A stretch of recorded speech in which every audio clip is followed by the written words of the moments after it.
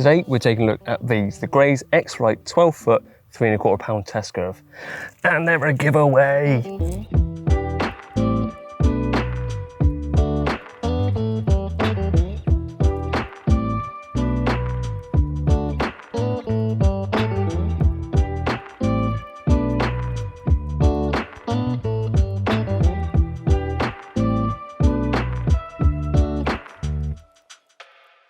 Of course, casting is right up there as one of the main things you need to look at when getting a new set of rods, because if it doesn't cast very well, you can't really do very well with the rest of fishing, because unless you can reach your spots comfortably or fish at range or fish close in or however you want to use your rods, unless you can do the basics correctly, you're not going to fish very efficiently. So it needs to cast well, that's quite an obvious.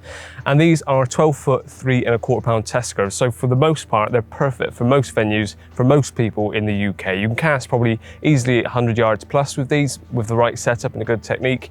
But for venues like this, which I think is predominantly what most of us fish in the UK, maybe a bit bigger, they're absolutely spot on. Now today I'm fishing over to the far bank, which is actually bubbling a treat right now. I've already had a fish this morning, so I have been able to test the play in action, which we'll get onto in a second.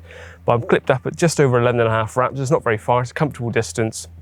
As I said, it's a 12-foot 3¼ test curve rod, paired up with a Penn Affinity reel, so quite a big reel for a 12-foot rod, but it casts nicely. And I did actually use these rods a week or two ago. I was filming a review on some little reels. I needed some rods just to use, and I used these rods for that. So the rods were much more beefier than what the reels were capable of, but it cast beautifully, easily like 100 yards with that setup. So today is much closer range, and the first thing you'll notice when I'm using this is the handle isn't overly long, which is perfect for me, because although that's where you get your leverage and you pull into your chest, I don't like a handle to be too long, because I feel I'm stretched out too much. So unless you're fully arms extended, doing the full launch for casting a distance, I don't think that's overly needed. And the butt grip is actually really nice and grippy. It's a Japanese shrink wrap, and it tapers to like a flared end at the very base. So really nice to grip your hand around.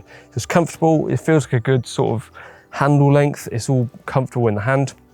So let's just cast this out and get fishing again, because I have just had a fish probably 20 minutes ago, and I'm sure the fish will be back out there. So a little flick to the far brambles.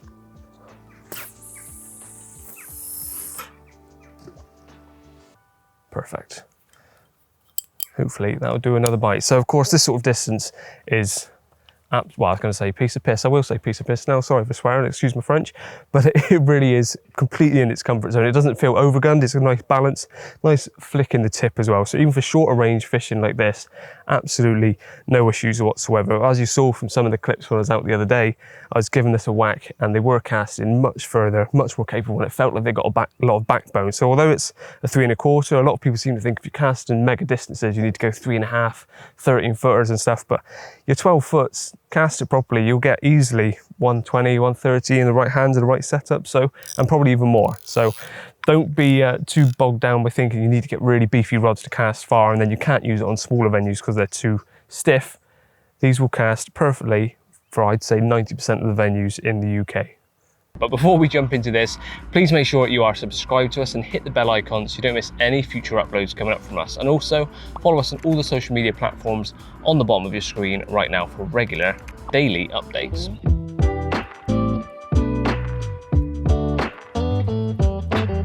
Please take my mixer.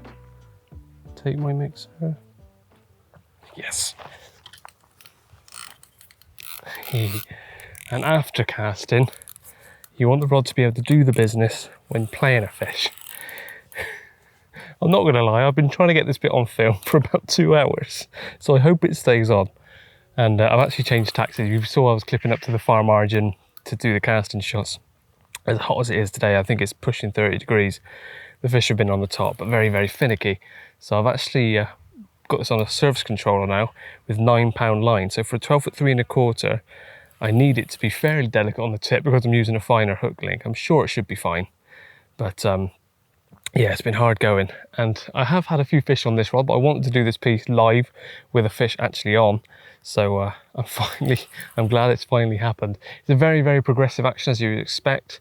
I'm used to 3¼ test curve rods because that's what my 12-foot rods are. I think they're a good all-rounder. You can cast them well, and they're nice and progressive when it comes to playing fish. The few fish I have had have been, I don't know, sort of low doubles, I had one yesterday, just over £20 from up here in the evening.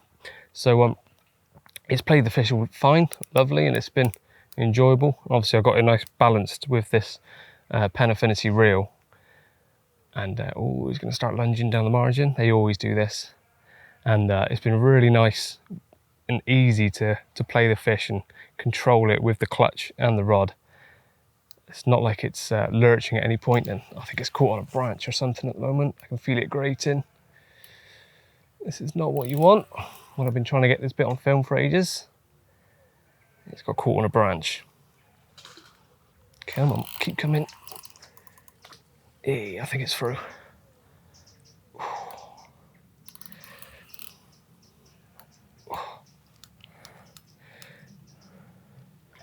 Here he is.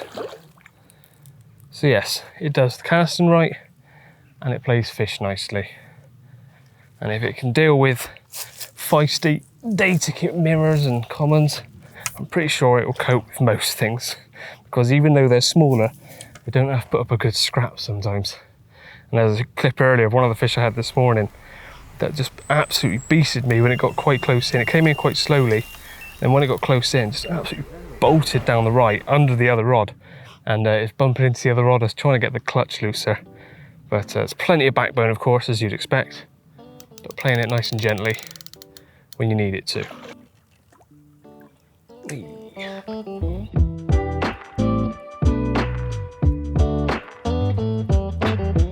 Now, when it comes to the looks of rods, it's very subjective and it's down to your personal preference, personal taste. But what I can do is tell you what exactly these rods do look like and how they look to the naked eye, because it doesn't always transfer across on camera as well as it does in person. And the main thing you can take from this is they are 12 foot long and black, but of course there's a few subtle differences that make these different to other rods that you'll see on the bank.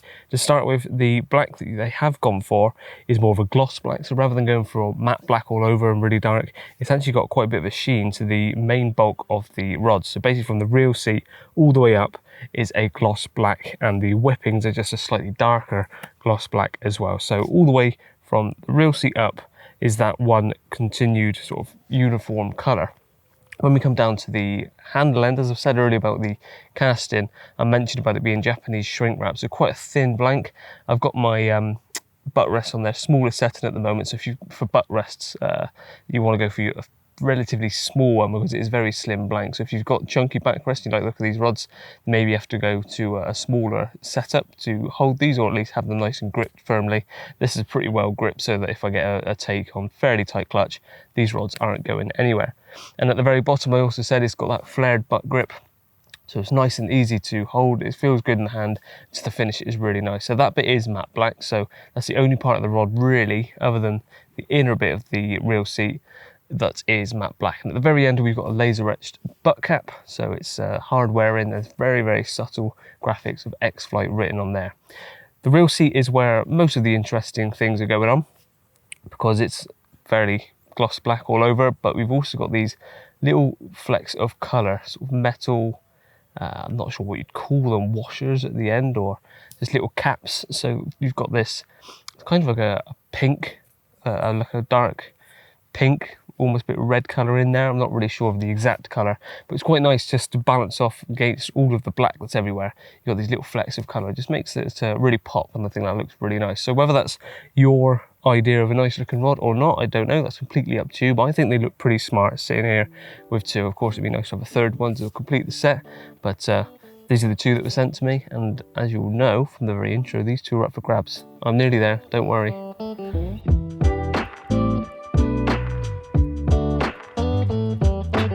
Now the prices vary depending on which X-Flite rod you go for. There's quite a few in the range from 10 foots all the way up to 13 foot 3.5 beefy distance casters.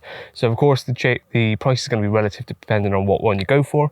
These are the 12 foot 3.25, as I've already said, and at the point of filming, I looked on Google, the cheapest I could find was around the £190 mark per rod. Of course prices go up and down, so when this video goes out they may have changed with them, but at the point of filming, that's what you can expect to pay for a single X-Flite 12 foot 3.25 rod. Got it? On to the next bit, which you've all stuck around for.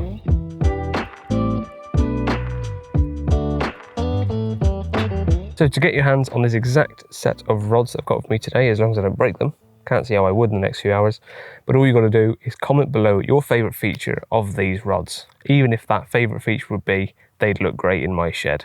And that's all you got to do. You're then entered and one random winner will be picked, whether that's on YouTube or Facebook. So it doesn't matter which platform you're on, one of you will win these 2 rods. So good luck to all of you frantically typing your comments in the comment section below. That's everything from me for now. For more information on these rods, please do head over to the Gray's website or a quick Google. You'll find loads of different outlets that are selling them. Try and find the best deal you can and get your hands on some. That's everything from me. So please like the video if you did and hit subscribe if you haven't done so already, and hit the bell icon. That way you won't miss any future uploads, especially when the giveaways like this. So please also follow us on all the social media platforms coming up on the bottom of your screen right now.